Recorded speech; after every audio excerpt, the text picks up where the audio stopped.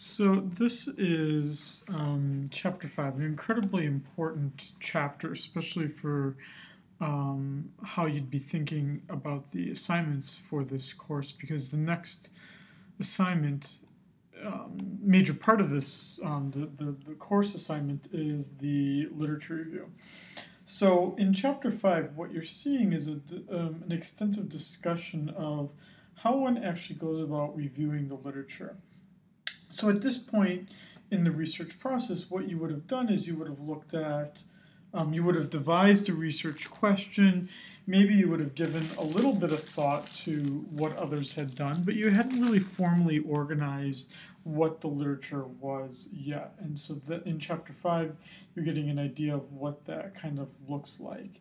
And then you get a little bit of an overview in this chapter as well of how one conducts ethical studies, like what are the concepts and principles that one needs. Okay, so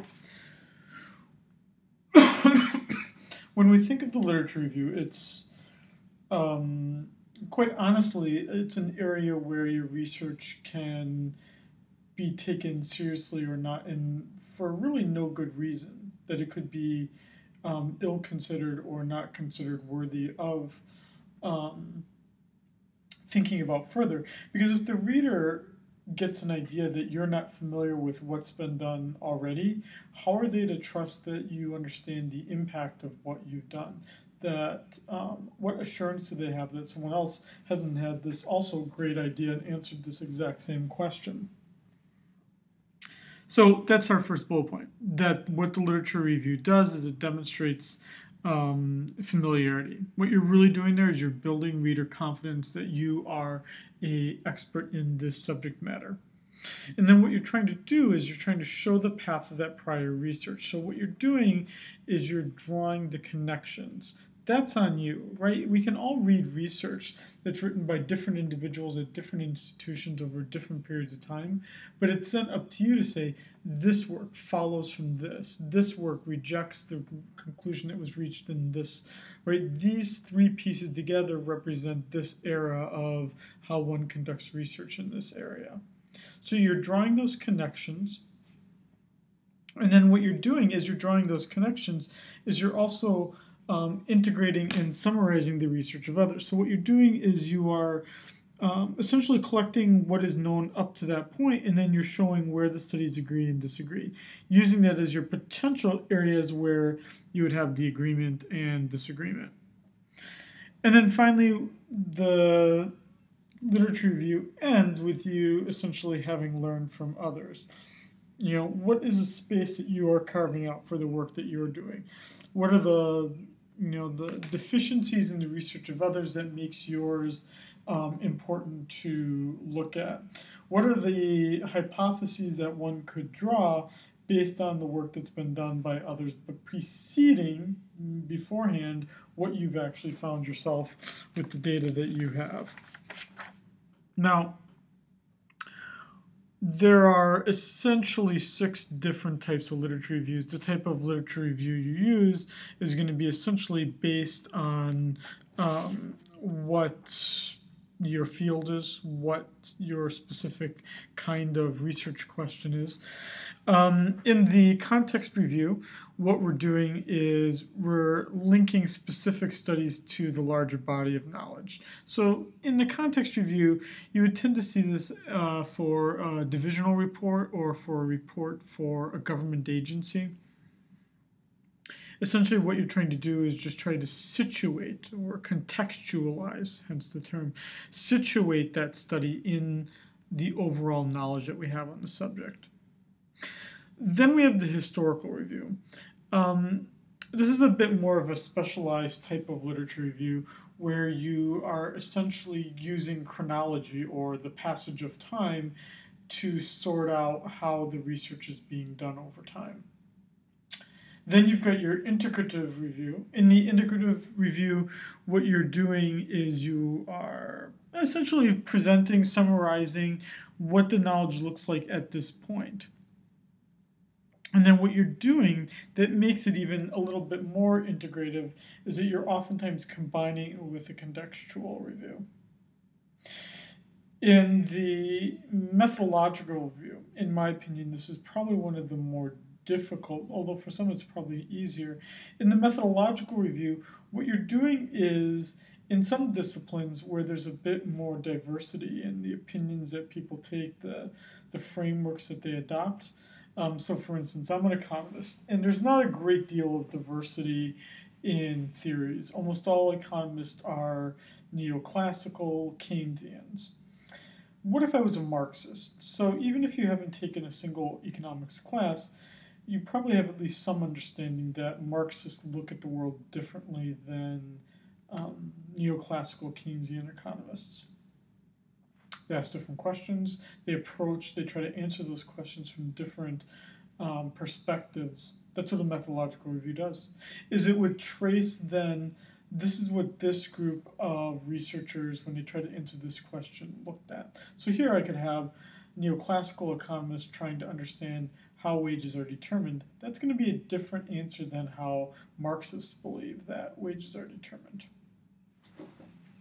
Then in the self-study review, what we have here is the focus generally here is that I see this a lot because this is oftentimes what I'm asking individuals in my upper level economics classes to do, because what I want to see is that the author has some familiarity with the subject area. It's not really to learn a lot more, rather it's just for me to know that they know what has been done already. And then finally we have the theoretical review. In the theoretical review, it's oftentimes a presentation of the several theories that are all focused on the same topic. So here what I could do is I could look at how neoclassical Keynesian economists determine how wages are determined. But even among neoclassical Keynesian economists, there are lots of different theories about how wages are determined. Is it based on your productivity? Is it just based on your education levels and who you know? Maybe there's discrimination in the labor market. I could be a neoclassical Keynesian economist in all three of those situations, yet I could have different theories about how the world exists. Okay, so in the meta-analysis, this would be the type of literature review where you're trying to organize results from a great number of studies. And what you're trying to do then is you're trying to use studies and specific statistics to find the commonalities in them. And if we're looking at this from a quantitative sense here, essentially what I would do in this meta-analysis, I would look for all the studies on a specific topic. So once I have this idea of all the studies on the specific topic, then what I would do is I would try to screen them in some way. I would try to screen them in terms of their relevance, in terms of their quality, in terms of even when they were written, the school perhaps even of the person that wrote them in the first place. There's a number of ways that I could try to screen them and come up with some consistencies. And then what I'm trying to do is I'm trying then to compare things. And I'm trying to look at how each study is similar yet different from each other. How big was the sample size? What geographic area did that sample size come from? And then what I'm trying to do is I'm trying then to organize the findings. How can I understand, synthesize, analyze those findings? And then I want to draw some conclusions based on that. Now, what we see then is the major question, a question that some of you have already raised with me already, is how do I actually do it? How do I actually find the literature that's been done? It's tough to understand this. I mean, because unless you've really been doing it for some time, it might seem like an incredibly daunting task. I mean, look at this list here. This list, this is just a list. I copied it from table 5.1 in the from the textbook. But what you're seeing here is that there's a lot of different things.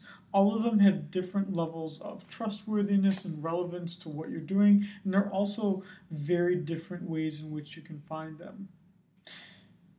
My suggestion to you, especially as an undergraduate who's learning research at this point, is remember this.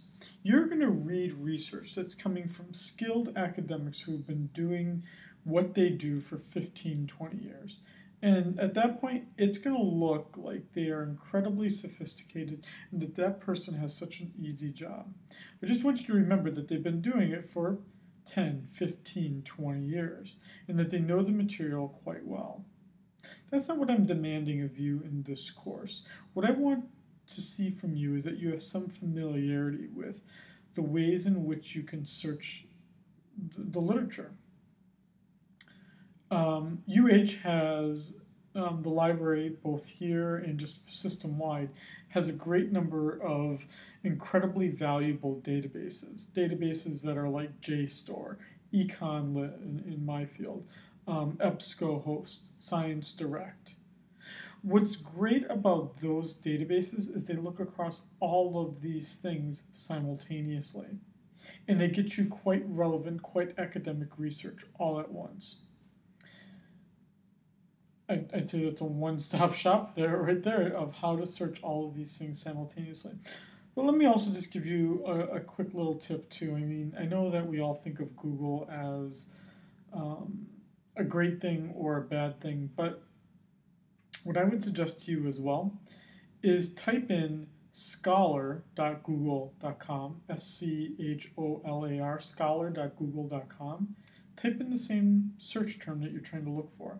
What scholar.google.com does is it's looking then only at academic and academically related websites for exactly that same search term that you're looking for. You'll find that the search results are going to be quite different and perhaps a little bit more relevant to what you're looking for.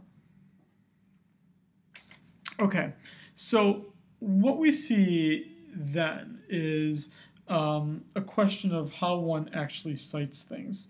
I'm not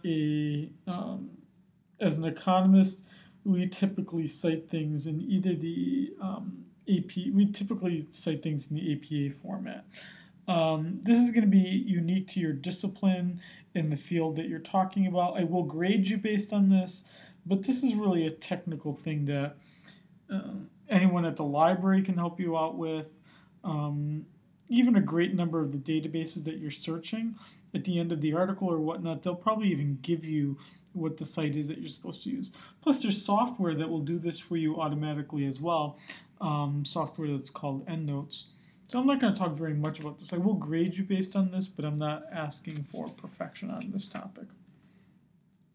Now, there's a logic behind my madness. There's a logic behind why I had you focus in the first assignment on getting a good handle on what your research topic is. Because the only way you can do the literature search is if you have that idea of what your topic is. So now I've got some terms to play around with, right? Like if I'm looking at children incarcerated, being sent to juvie, or working habits of divorced single mothers, right? I've got some search terms that I can then start to use to then start to think about the research that I'm going to look at. Now, how do I evaluate these? Now, here's a little bit more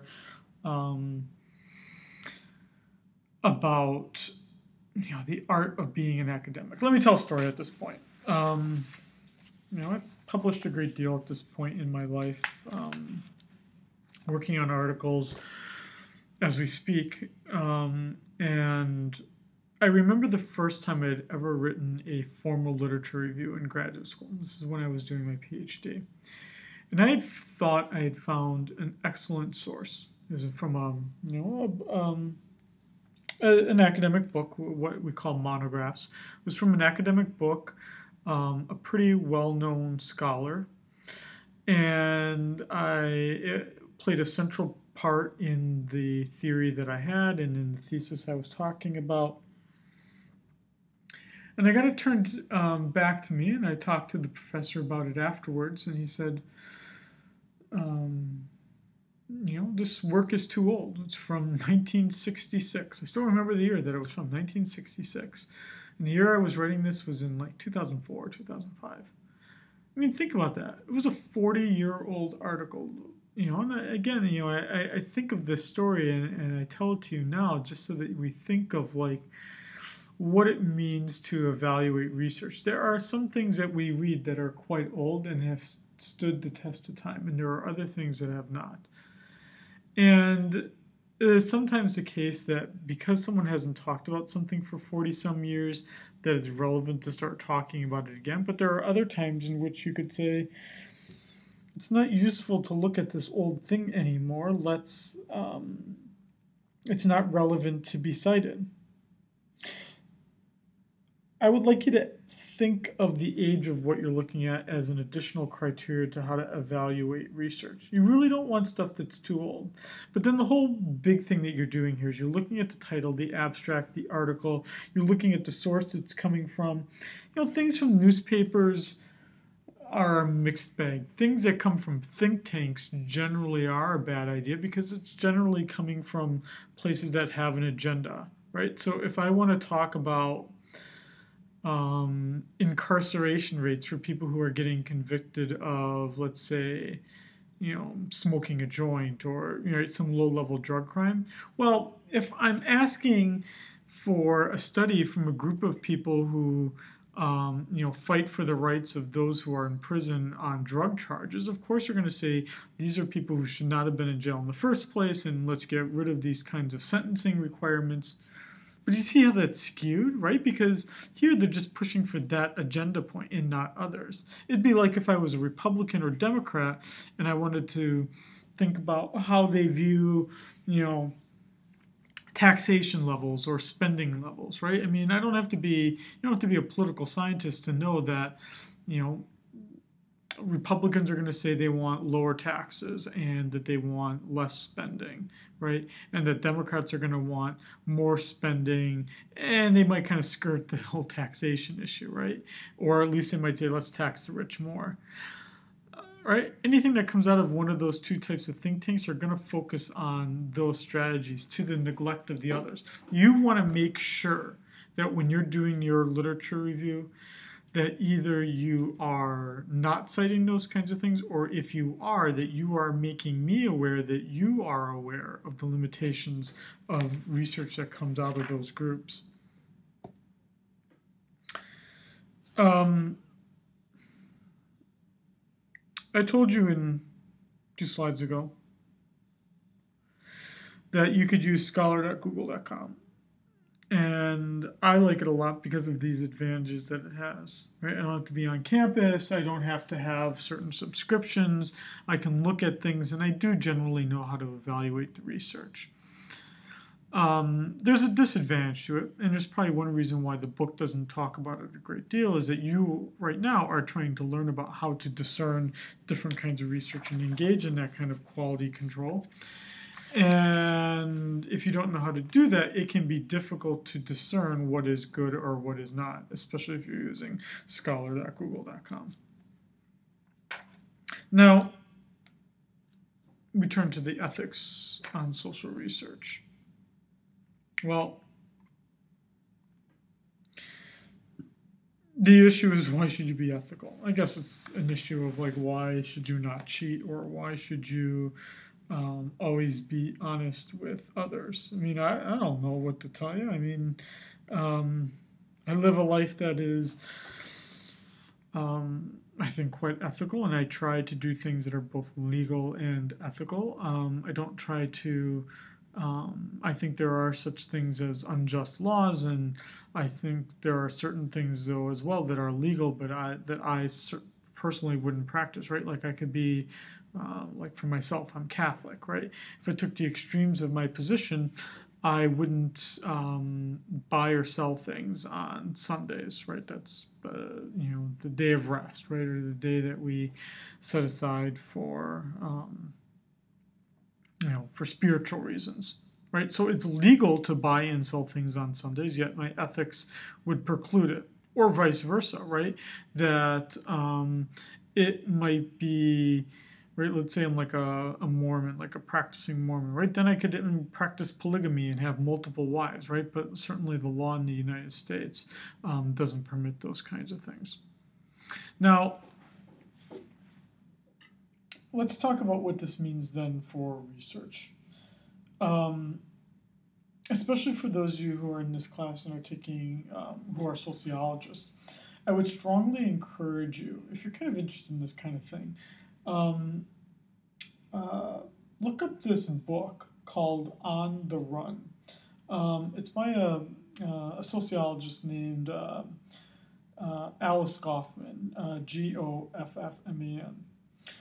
Goffman. She had engaged in this ethnography, right? So she went into a community of individuals that were incarcerated or ex-convicts in Philadelphia, and she basically followed this group, integrated herself into this community.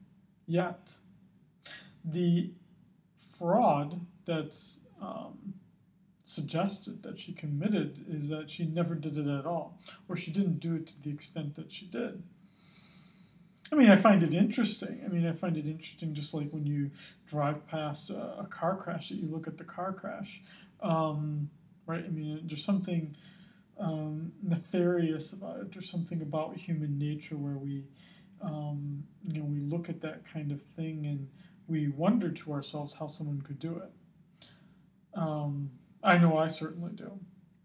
And oftentimes, if you're doing research and you're plagiarizing from others, I'll probably think the same thing, right? I don't understand why this person who is so skilled could still do it. And that's oftentimes the question that we have about those who are not being ethical in what they do.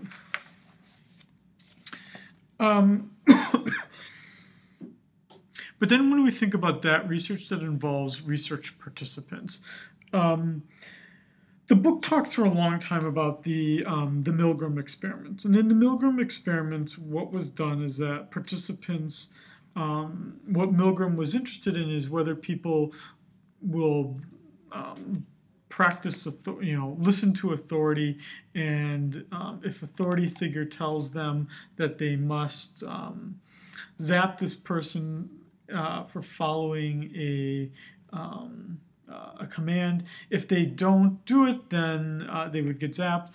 And yet, what he found is that the participants continually zapped the person until they were dead or at least extremely injured. And so the interesting thing about that would be that, right, you could think about how much trauma that caused to individuals. And what it did is it set up a new era in research where we now have things that are called, we basically have boards on every campus. It's federally required where we think we're one who's doing research that involves other people, research participants, that you have to get approval for your research techniques and the follow-up to what they're doing. And what we're seeing then as well is what are they looking at? Well, they're looking at things like, are you abusing them physically, psychologically? Are you going to get them in trouble in some way? Am I doing something that's going to harm them? And you see these then, again, the ethical controversies would be the things like the obedience study. Again, that was with the zapping situation. So here, psychological harm would be the concern. The tea room trade study, that was, and you see these just described in the book on page 147. I don't want to go into too much detail because I presume you can all read. This was one where people were being interviewed, but they had no idea that they were basically being interviewed and being followed. They weren't giving consent that they were being part of a research process. And then you had the prison experiment. This is where you had two groups, prisoners and guards. And this was basically another study that had to end because there were all these concerns about harm being caused to those who were the prisoners and those who were the guards, who were kind of taking their duties a little bit too seriously. So that board, what's called the Institutional Review Board, or the IRB, essentially has these components. What you see here in box 5.4 is that basically individuals are kept anonymous, that they are would be told of the findings of the research, that you are not harming them in any way, that you're protecting their rights, that a person who enters the study could always leave the study at any point, right? That you're being honest with them, essentially. You're not going to covertly observe them, meaning you're going to do things out in the open with them. Now, how do you do this all when you have special groups, right? There are certain groups that can't give their consent. So we might not want to do, kids, for instance, wouldn't have any idea about what they are giving consent to. And the parents might not even understand, right? Or those who suffer from certain mental defects, right? Those who are mentally disabled might not understand what they are agreeing to. Then there's this whole idea of coercion, right? That I can't, for instance, run a study in my classroom as a professor because basically I have coercive power over students, right? That they might think that I have power over their grade and they have to do whatever I say. Wouldn't set up for a good situation. Well, for the students, I guess, as well for myself. Then you've got this idea of the inequalities. Usually the way that studies are designed is that you've got one group where things are being affected and another group where things are not being affected. And the whole concern is really what do you, you're not helping a certain group, right, that might need that help. So if I was doing a medical test, there's one group that gets the medication and one group that does not. Yet that group that does not is obviously going to suffer because they're not receiving the medication. And then we've got the crossover design, where these individuals are getting all the same treatment but at different times. How does that different timing of which they receive the treatment, what are the ethical considerations of people perhaps not getting it right away? What does that do to create these special population groups? You saw in the IRB, in the Institutional Review Board, in that discussion that, again, the privacy, anonymity, confidentiality, my ability to terminate as a participant, my involvement at any point, all of these things are important in the discussion. And then when we think about private property, essentially what I'm saying there is that my ownership of private property needs to be protected as well, and that I need to have some protection of it, that what I own isn't going to be violated by those who are conducting the study. The Nuremberg Code, this would relate back to those who were doing medical experiments during World War II, right, and essentially violating the human bodies of others. And I don't think there'd be a lot of, I'm not an ethicist, so I can't really say too much about the ethics of doing certain things, but it's hard for me to really try to defend not following one of these principles of ethical social research. If you look at this Goffman incident, and again, I would encourage you, if you are a sociologist especially, because a lot of people are thinking about whether what this person did was wrong or not, or whether it's in fact the case that she wasn't not studying these individuals, is that The one problem, for instance, with the study is that she claims that she was witness to a murder, that she had followed these people who had gone around neighborhoods and had shot another person as some sort of revenge or something like that. Well, now you've created a situation where that individual is responsible for something that, the taking of a human life, right? You could also say that this person basically is privately profiting from the misfortune of others, right? So we've got some personal gain of that researcher over those, over the others. Now, what she did do is that she did hide the names of others, right? So she did honor the confidentiality and anonymity, but not only did she hide it from the readers, she also destroyed her notes so that me, as another researcher, can say, prove to me what you did. Is it actually the case that you were involved in these kinds of situations? So it's controversial what happened there. And then we've also got this other idea, the other idea being the whistleblowing.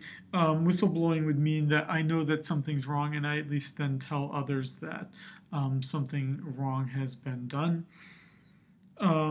Also, there is that idea that sometimes the sponsors of research want you to arrive at a particular finding. As I said a little bit earlier, let's say that I was a person who was interested in legalizing recreational use of drugs. Well, then I'm probably going to fund research that's exactly engaged in looking for those kinds of things.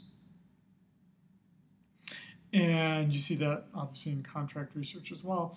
But then also what I could engage in is I could try to suppress findings that go against what I was trying to find. Or I could even hide who I'm getting my money from to do my research as a way to make my findings of recreational use of drugs is okay, as a way to, if I got funding from those who support recreational use of drugs, you might really question my findings if I told you who my sponsor was. But you might not if I didn't tell you, if I just said I work for the University of Hawaii, then you might not actually think too much about the negative results that I'm finding. Okay, so that takes us through chapter 5. I want you to think about this chapter particularly especially as you're working on the second homework assignment, but also think about it as you do your revisions for your first assignment.